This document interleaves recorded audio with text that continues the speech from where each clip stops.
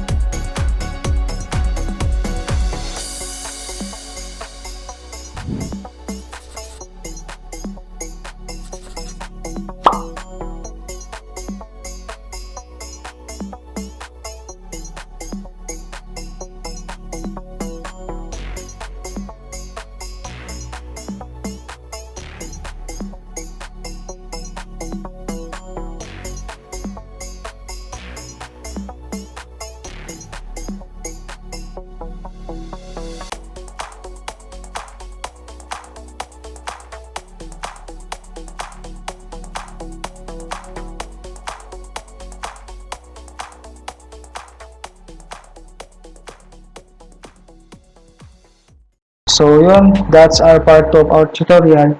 Subscribe to this channel para updated kayo sa ating mga tutorial. Thank you!